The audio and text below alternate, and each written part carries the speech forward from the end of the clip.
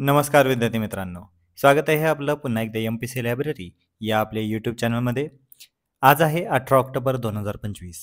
सुरू करूयात आजच्या चालू घडामोडी. आज आपण पाहणार आहोत सिक्कीम या राज्याबद्दल थोडक्यात माहिती, कारण त्या ठिकाणी 70 फूट उंच राष्ट्रध्वजाचे नुकतेच उद्घाटन करण्यात आलेले आहे. तसेच पॅट्रिक हर्मिनी या आता नुकत्याच सेशेल्स या देशाच्या नवीन राष्ट्राध्यक्ष झालेले आहेत, त्यांच्याबद्दल थोडक्यात माहिती. डॉक्टर सोनाली घोष यांना सर्वोच्च IUCN संवर्धन पुरस्कार हा नुकताच भेटलेला आहे, त्याबद्दल थोडक्यात माहिती. आणि ऑस्ट्रा हिंद 2025 हा भारत आणि ऑस्ट्रेलिया यांच्यातील संयुक्त लष्करी सराव नुकताच पार पडत आहे, त्याबद्दल थोडक्यात माहिती. तर चला तर मग सुरू करूयात आजच्या चालू घडामोडी. तत्पूर्वी कालचा एक प्रश्न. भारतीय लष्कराने स्वदेशी अँटी ड्रोन ग्रिड सक्षम प्रणाली कोणत्या संस्थेच्या सहकार्याने विकसित केली गेलेली होती? हा प्रश्न काल व्हिडिओच्या शेवटी तुम्हाला विचारण्यात आलेला होता. तर याचं योग्य उत्तर आहे पर्याय क्रमांक 2 BEL. विद्यार्थी मित्रांनो, अशा पद्धतीचे वन लाइनर क्वेश्चन आपल्याला वारंवार विचारले जातात आणि ही जी प्रणाली आहे, जी अँटी ड्रोन ग्रिड सक्षम प्रणाली आहे, याचे नाव सक्षम असे आहे. त्यामुळे आपल्याला प्रश्न असा सरळ सरळ विचारण्यात येऊ शकतो की सक्षम हे काय आहे. त्यामुळे आपल्याला लक्षात असणं गरजेचं आहे की ही अँटी ड्रोन ग्रिड प्रणाली आहे आणि ही BEL या संस्थेच्या माध्यमातून विकसित करण्यात आलेली आहे. बऱ्याच वेळी विद्यार्थ्यांना कन्फ्युजन होऊ शकते की ही DRDOच्या माध्यमातून तयार करण्यात आलेली आहे, परंतु असे नसून ही BEL या माध्यमातून तयार करण्यात आलेली आहे. आता आपण आजच्या दिनविशेषला सुरुवात करूया. 18 October 2016 zero defect zero effect या योजनेची सुरुवात आजच्या दिवशी करण्यात आलेली होती. ही सुरुवात लुधियाना या ठिकाणाहून करण्यात आलेली होती आणि या योजनेचे लक्ष्य काय होते, तर दोषरहित उत्पादनाची निर्मिती व पर्यावरणावर कमीत कमी नकारात्मक परिणाम करणारे घटक तयार करणे. त्यामुळे लक्षात ठेवा, झिरो डिफेक्ट झिरो इफेक्ट ही योजना 18 ऑक्टोबर 2016. 18 ऑक्टोबर 1875 थिओसॉफिकल सोसायटीची स्थापना. 18 ऑक्टोबर 1906 महर्षी विठ्ठल रामजी शिंदे यांनी डिप्रेस्ड क्लास मिशनची स्थापना आजच्या दिवशी केली गेलेली होती. तर विद्यार्थी मित्रांनो, आजचे अतिशय महत्त्वपूर्ण असे दिनविशेष होते. यातील सर्वात महत्त्वाचे म्हणजे थिओसॉफिकल सोसायटी, ज्याची स्थापना 1875 साली करण्यात आलेली होती, त्याबद्दल थोडक्यात माहिती पाहू घेऊया. त्या संबंधित हा पहिला प्रश्न. प्रश्न क्रमांक 1. थिओसॉफिकल सोसायटीची स्थापना कोठे झाली? तर यासाठीचे पर्याय आहेत पर्याय क्रमांक 1 अड्यार, पर्याय क्रमांक 2 मुंबई, पर्याय क्रमांक 3 न्यूयॉर्क आणि पर्याय क्रमांक 4 कलकत्ता. ते याचं योग्य उत्तर आहे पर्याय क्रमांक 3 न्यूयॉर्क.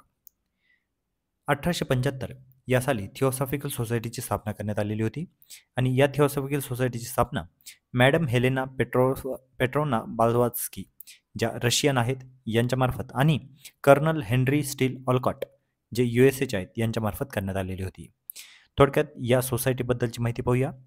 या सोसायटीची स्थापना 1875 मध्ये न्यूयॉर्क या शहरामध्ये झालेली होती.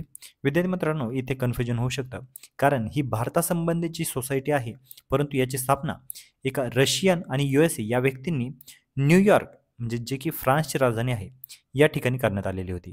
म्हणजे अतिशय वैशिष्ट्यपूर्ण अशी ही माहिती आहे. या सोसायटीच्या स्थापनेचा उद्देश काय आहे, तर याचा उद्देश सार्वभौमिक बंधुत्व वाढवणे आणि प्राचीन धर्मांचा व तत्त्वज्ञानांचा अभ्यास करणे हा होता.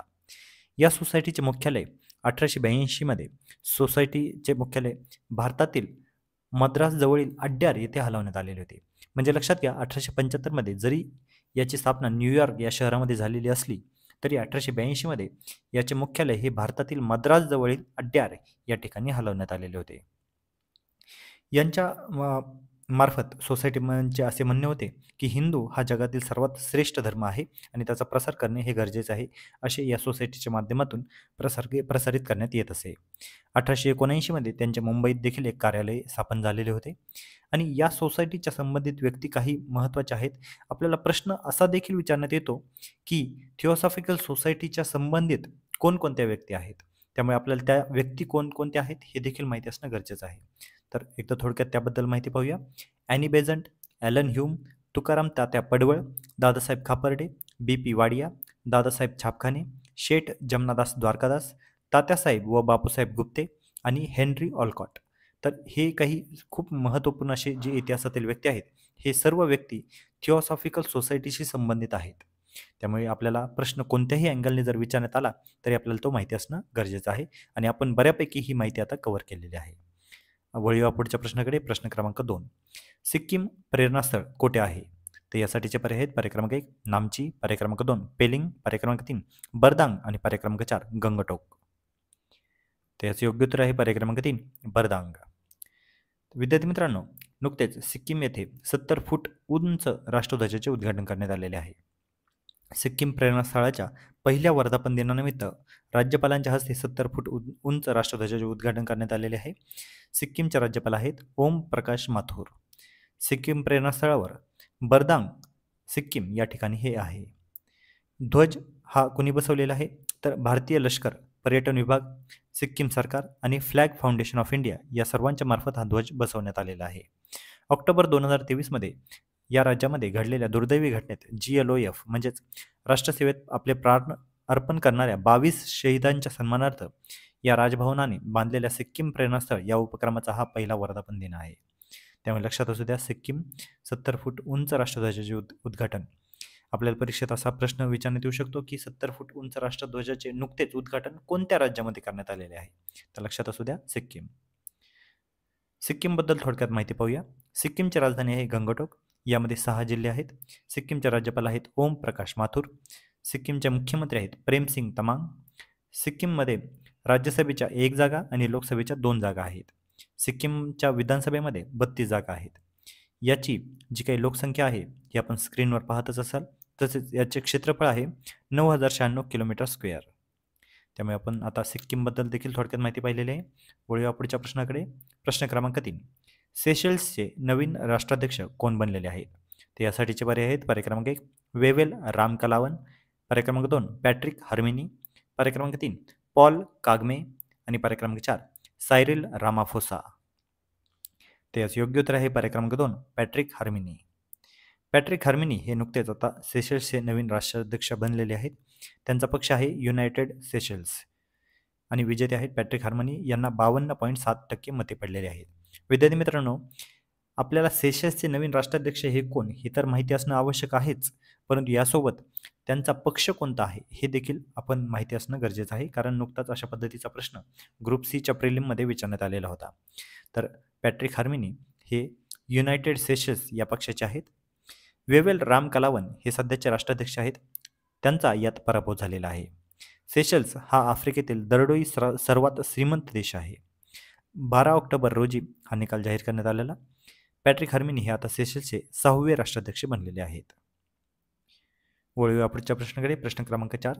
डॉक्टर सोनाली घोष यांना कोणता आंतरराष्ट्रीय पुरस्कार मिळालेला आहे? तर यासाठीचे पर्याय आहेत पर्याय क्रमांक 1 UNEP ग्रीन अवॉर्ड, पर्याय क्रमांक 2 ग्लोबल वाईल्ड लाईफ अवॉर्ड, पर्याय क्रमांक 3 युनेस्को नेचर अवॉर्ड आणि पर्याय क्रमांक 4 IUCN केंटन मिलर पुरस्कार. ते यासाठीचे योग्य उत्तर आहे पर्याय क्रमांक 4 IUCN केंटन मिलर पुरस्कार.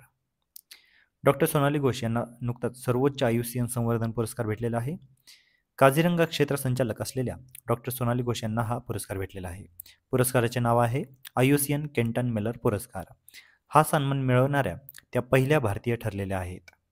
त्या काझीरंगा राष्ट्रीय उद्यान आणि व्याघ्र प्रकल्पाच्या क्षेत्र संचालक आहेत. 10 ऑक्टोबर या दिवशी त्यांना हा पुरस्कार देण्यात आला.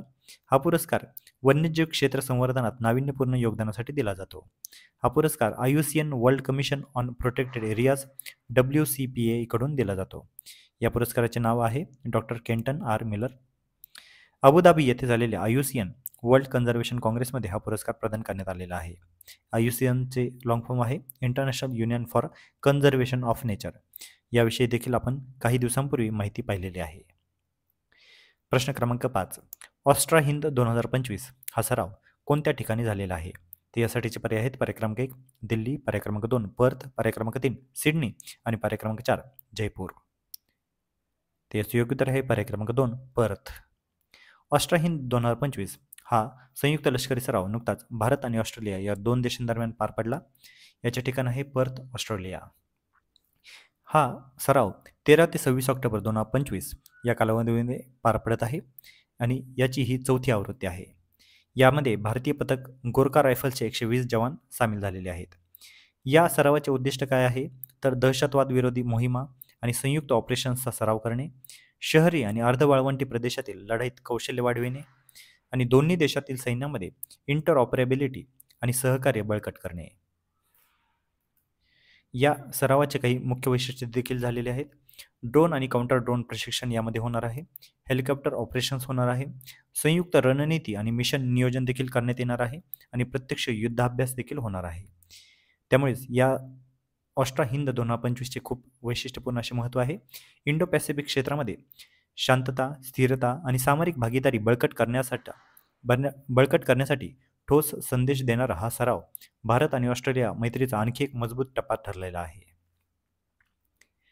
आता विद्यार्थी मित्रांनो, तर अतिशय महत्त्वपूर्ण असे आजचे दिन विशेष होते आणि एकंदरीतच आजचे महत्त्वाचे चालू घडामोडी देखील आपण पाहिलेले आहेत. तर या संपूर्ण चालू घडामोडीवर आधारित आजचा एक प्रश्न आता मी तुम्हाला विचारणार आहे, ज्याचे उत्तर तुम्ही सर्वांनी आता कमेंटमध्ये द्यायचे आहे. प्रश्न आहे, सिक्कीमचे मुख्यमंत्री कोण आहेत? अतिशय सोपा प्रश्न आहे.